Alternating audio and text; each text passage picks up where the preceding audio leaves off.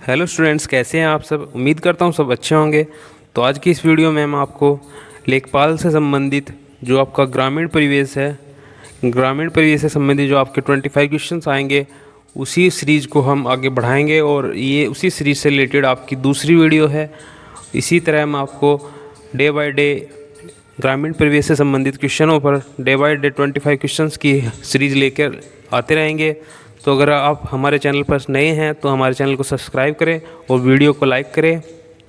तो आइए स्टार्ट करते हैं। 25 क्वेश्चंस देख लेते हैं किस प्रकार आएंगे। फर्स्ट क्वेश्चन कहता है कि पर्यावरण सुरक्षा अधिनियम कब बना। पर्यावरण सुरक्षा अधिनियम कब बना। तो ऑप्शन दिए हैं 1950 में, 1976 में, 1986 में और फोर्थ ऑप्शन है इनमें से कोई नहीं। तो आप कमेंट बॉक्स में आंसर दीजिएगा, हम आपका आंसर का इंतज़ार करते हैं। तो इसका जो राइट आंसर रहेगा आपका option C 1986। Option C answer रहेगा इसका। सो नेक्स्ट देख लेते हैं। क्वेश्चन नंबर 2 है। क्वेश्चन नंबर 2 कहता है गाँव में जल प्रदूषण का कौन सा स्रोत नहीं है। गांव में जल प्रदूषण का कौन सा स्रोत नहीं है। ऑप्शन दिए हैं आपका। ऑप्शन ए है भूमि कटाव से, ऑप्शन बी है लाउड स्पीकर के द्वारा ध्वनि से, ऑप्शन सी है पशुओं के जलाशय में नहाने से, या ऑप्शन डी आपका मानव अपशिष्ट एवं वहित मल द्वारा। तो क्या रहेगा आंसर आपका, कमेंट बॉक्स में ज़रूर बताइएगा। सो आपका जो राइट आंसर रहेगा ऑप्शन बी लाउड स्पीकर के द्वारा ध्वनि, ये आपका जल प्रदूषण से रिलेटेड नहीं है। सो नेक्स्ट देख लेते हैं।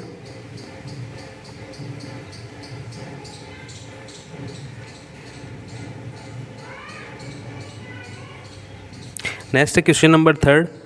राष्ट्रीय एकता समिति का गठन कब हुआ था। राष्ट्रीय एकता समिति का गठन कब हुआ था। ऑप्शन दिए हैं आपके 1967 में, या 1977 में, या 1987 में, और ऑप्शन नंबर 4 है आपका 1997 में। तो क्या होगा आपका राइट आंसर। तो बच्चों राइट आंसर आपका रहेगा ऑप्शन ए 1967 में।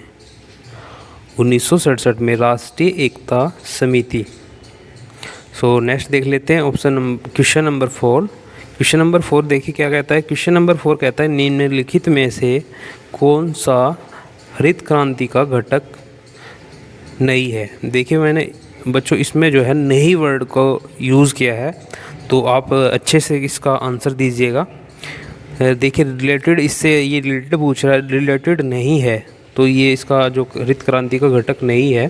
देखिए हरित क्रांति से रिलेटेड बहुत ही क्वेश्चंस आपके एग्ज़ाम में पुटअप किए जाते हैं। पूछ लेता है कि हरित क्रांति से जो भारत में हरित क्रांति के फादर कौन है। तो आपके हरित क्रांति के जो फादर है इंडिया में आपके MS स्वामीनाथन जी हैं। इंडिया में तो आपके कौन है, MS स्वामीनाथन। और अगर आपको वर्ल्ड में पूछ ले तो वर्ल्ड में आपके NE बोरलॉन्ग। वर्ल्ड में आपके NE बोरलॉन्ग जो है आपके हरित क्रांति के फादर होंगे। और पूछ लेता कि हरित क्रांति जो शब्द है, ये हरित क्रांति जो वर्ड है वो किसने दिया। ये आपका दिया बच्चों विलियम गॉड के द्वारा जो है हरित क्रांति शब्द दिया गया। अब देखिए क्वेश्चन क्या कह रहा है, हरित क्रांति का घटक नहीं है। देखिए अधिक उपज देने वाली प्रजातियों के बीजों का उपयोग, ये भी हरित क्रांति का घटक है। उन्नत सिंचाई ये भी है, और रासायनिक उर्वरकों का प्रयोग ये भी है। तो जो थर्ड जो पंचवर्षीय योजना थी उसके बाद जो हरित क्रांति का उद्भव हुआ इंडिया में, तो उसमें जो है अधिक उपज देने वाली जो प्रजातियां थी गेहूं की, उनको भी लाया गया।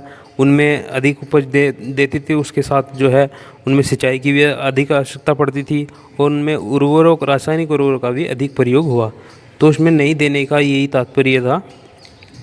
तो ये जो है तीनों जो है इसमें रिलेटेड है, तो इसका आंसर रहेगा उपयुक्त सभी। सो नेक्स्ट देख लेते हैं क्वेश्चन नंबर 5। क्वेश्चन नंबर 5 कहता है भारत में भू दान आंदोलन किसके द्वारा प्रारंभ किया गया? भारत में भूदान आंदोलन किसके द्वारा प्रारंभ किया गया? तो ऑप्शन दिए है संत विनोबा भावे, ऑप्शन बी दिया है Jayaprakash Narayan, option C Mahatma Gandhi, option D Shri मन्ना नारायण। तो आपका जो सही आंसर रहेगा ऑप्शन ए संत विनोबा भावे। इन्हीं के द्वारा जो आपका भारत में भूदान आंदोलन प्रारंभ किया गया था। सो नेक्स्ट देख लेते हैं क्वेश्चन नंबर 6। क्वेश्चन नंबर 6 कह रहा है national food for work programme, national food for work programme की शुरुआत कब की गई? आपके 4 ऑप्शन दिए गए हैं। ऑप्शन में जो 14 नवंबर ये सभी में सेम है, ओनली जो आपका ईयर है वही डिफरेंस है। तो अब अच्छे से आप क्वेश्चंस का आंसर लगाइएगा। 14 नवंबर 2001, 14 नवंबर 2002 और ऑप्शन थर्ड है 14 नवंबर 2003 और 14 नवंबर 2004। सो आपका जो राइट आंसर रहेगा ऑप्शन आपका डी राइट आंसर रहेगा 14 नवंबर 2004। क्या रहेगा बच्चों? 14 नवंबर 2004 आपका राइट आंसर रहेगा। तो आइए नेक्स्ट देख लेते हैं।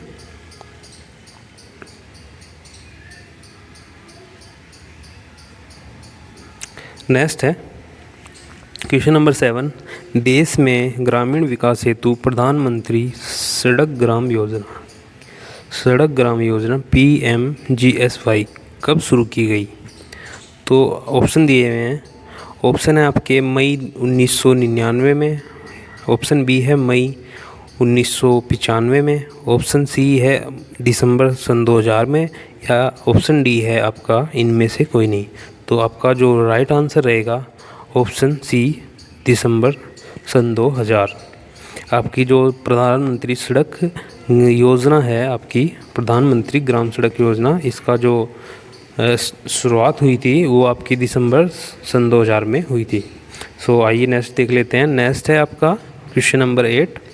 वायु प्रदूषण से मानव में कौन सी बीमारी पैदा होती है या मानव को बीमारी पैदा होती है? निम्न में से ऑप्शन दिए हुए हैं। ऑप्शन ए है दमा, ऑप्शन बी है तपेदिक, ऑप्शन सी है मलेरिया, ऑप्शन डी है दमा एवं क्षयतपेदिक रोग दोनों। तो इनमें से देखना है कि जो टीबी है आपको ये किस प्रकार होती है। ठीक है, ये भी आपकी जो है वायु से ही होती है, इसमें वायरस के द्वारा होती है टीबी। इसमें जो उसके वायरस के कण होते हैं वो ट्रांसमिट होते हैं एयर के द्वारा ही। और जो आपका दमा है इसमें भी जो एयर के द्वारा ही जो बैक्टीरिया होते हैं वो ट्रांसमिट होते हैं एक पर्सन से दूसरे पर्सन में ट्रांसमिट होते हैं। तो आपकी दमा और तपेदिक दोनों ही ऐसी बीमारियां हैं जो आपकी वायु प्रदूषण से, एयर पोल्यूशन से होती है। आपकी जो मलेरिया है ये मच्छर के काटने से होती है, तो ये ऑप्शन में नहीं होगा। तो आपका जो राइट आंसर होगा ऑप्शन डी राइट आंसर होगा। तो आइए नेक्स्ट देख लेते हैं। नेक्स्ट कह रहा है भारत सरकार द्वारा, नेक्स्ट क्वेश्चन नंबर 9 है, भारत सरकार द्वारा ग्रामीण क्षेत्रों में पेयजल आपूर्ति में तेजी लाने के लिए राजीव गांधी राष्ट्रीय पेयजल मिशन कार्यक्रम शुरू किया गया।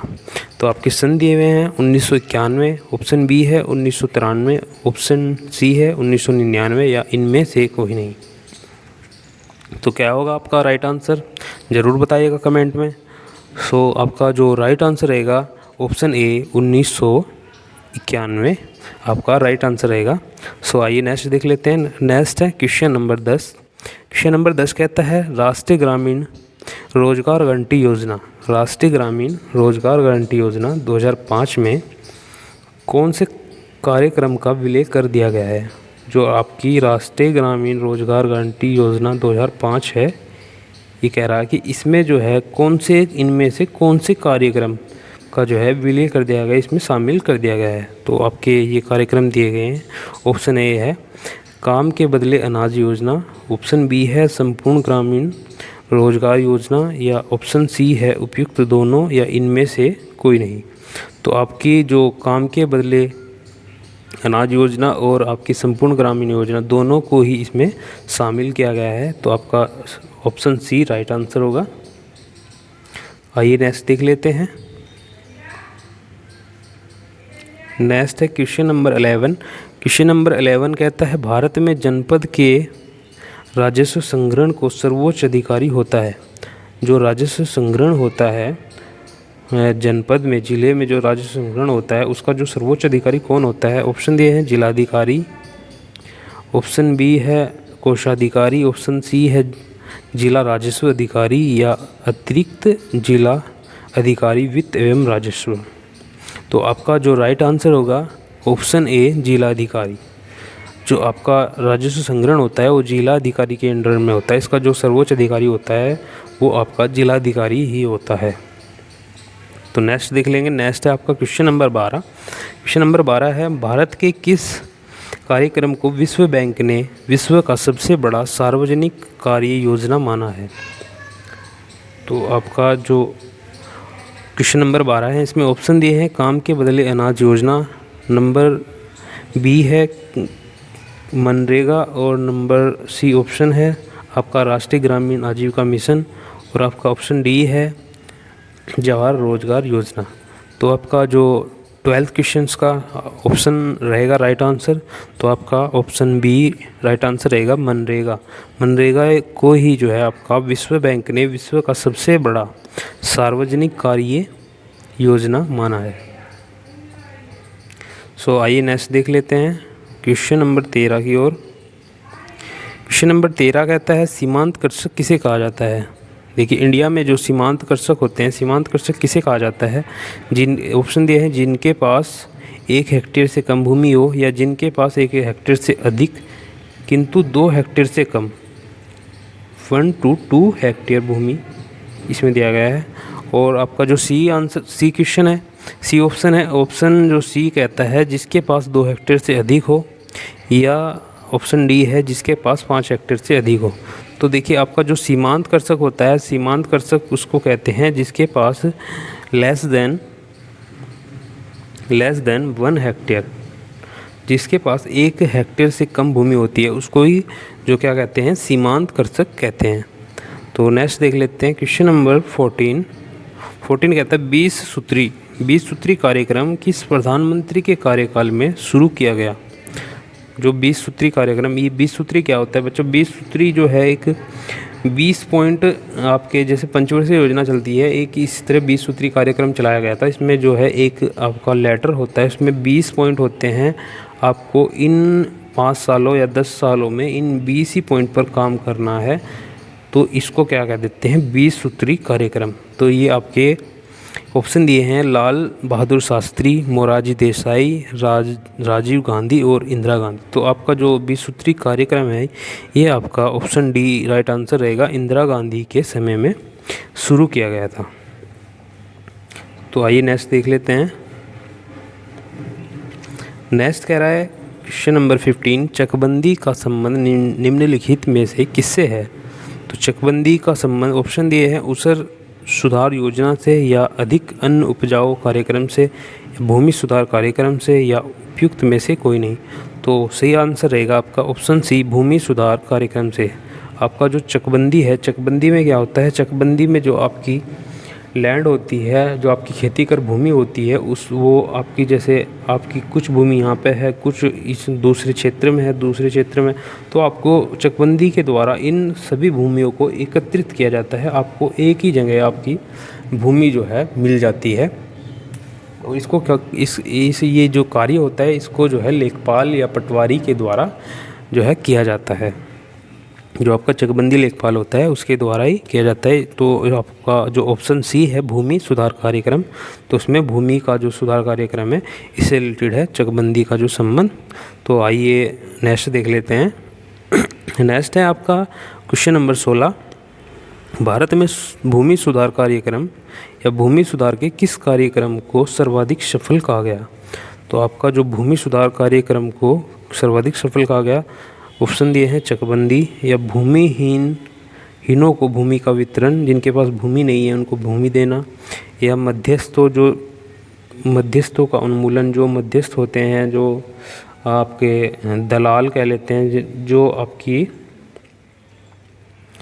उपज होती है, उपज जो है आपको दलाल के द्वारा ही आप पहले बेचते थे, अब तो डायरेक्ट बिक जाती है। सरकार ने अलग अलग जगहों पर जो है आपके सेंटर खोले गए हैं, तो उन पे आप तुरंत ले जाके आप रजिस्ट्रेशन करा के, ऑनलाइन रजिस्ट्रेशन करा के आप अपनी उपज को है जो है वहाँ पे सरकार को सीधे बेच सकते हैं। अब जो है मध्यस्थ जो बीच में दलाल होते थे उनका जो इंटरफेस नहीं होता।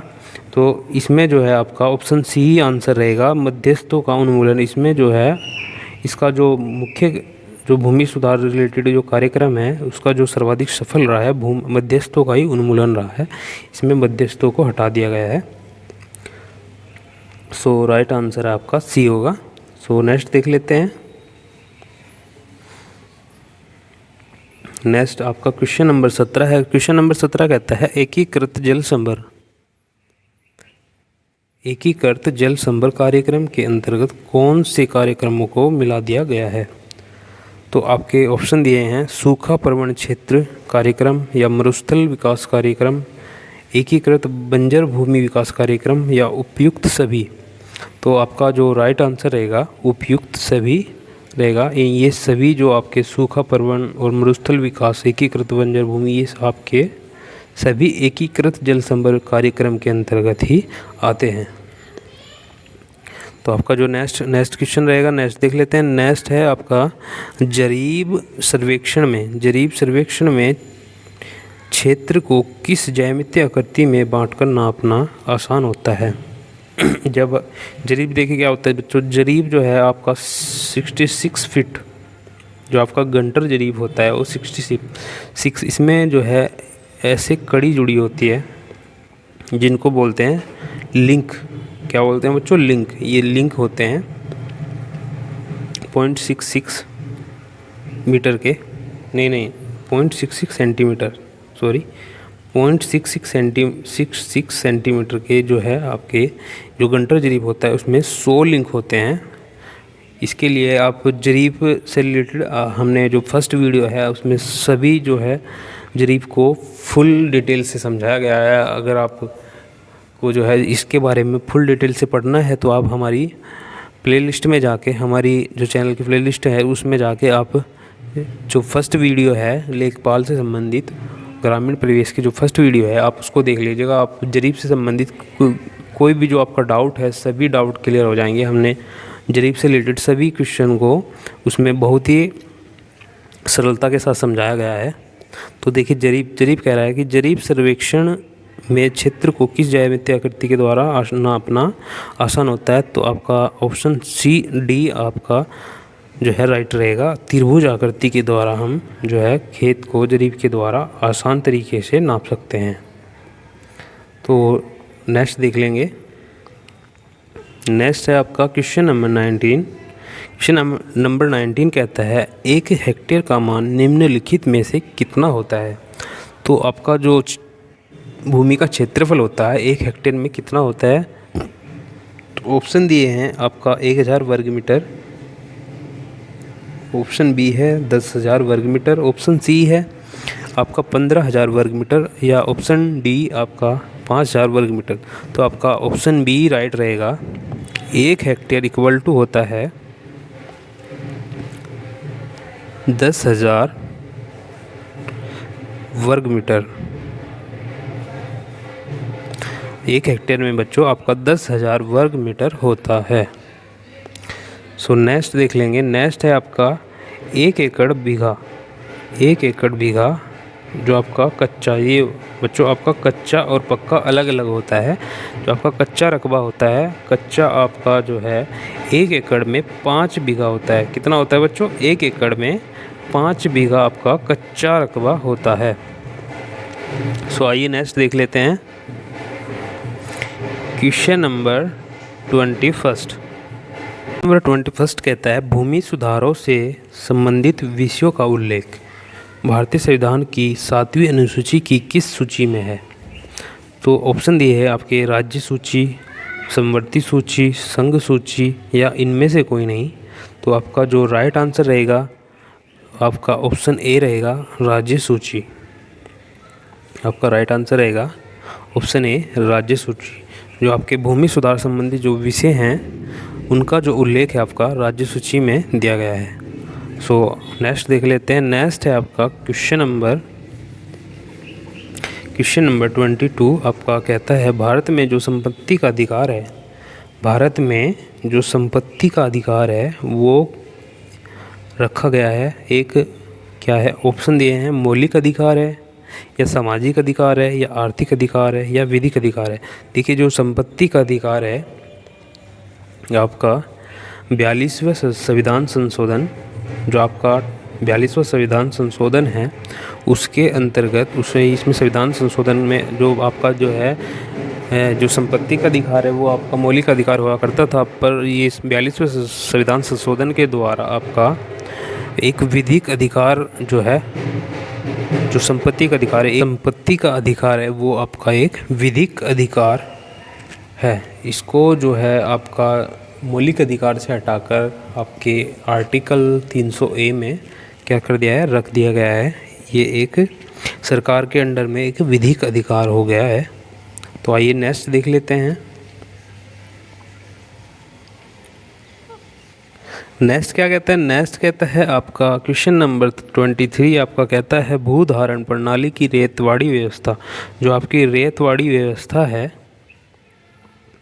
उसकी शुरुआत भारत में किसने की? तो आपका ऑप्शन दिए हैं थॉमस मुनरो, ऑप्शन बी है आपका विलियम बेटिक, या आपका ऑप्शन सी है लॉर्ड कॉर्नवालिस, या आपका ऑप्शन डी है लॉर्ड चेम्सफोर्ड। तो आपका जो राइट आंसर रहेगा वो आपका ऑप्शन ए थॉमस मुनरो आपका राइट आंसर रहेगा। जो रेतवाड़ी व्यवस्था शुरू की थी भारत में वो आपके थॉमस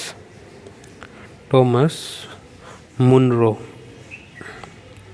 आपके जो थॉमस मुनरो थे उन्होंने ही जो भारत में रेतवाड़ी व्यवस्था जो है उसका स्टार्ट किया था। तो नेक्स्ट देख लेते हैं। नेक्स्ट है आपका क्वेश्चन नंबर 24 कहता है निम्नलिखित में से कौन सी भूमापन की अंतर्राष्ट्रीय स्तर की एक इकाई है? तो ऑप्शन दिए हैं बीघा है या किला है या आपकी हेक्टेयर है या आपकी एकड़ है। तो आपकी जो हेक्टेयर एक इकाई है भूमि मापने की, तो इसको जो है एक अंतर्राष्ट्रीय स्तर की इकाई माना गया है। तो आपका जो सी आंसर है, सी ऑप्शन रहेगा वो आपका राइट आंसर रहेगा। तो आइए नेक्स्ट क्वेश्चन देख लेते हैं।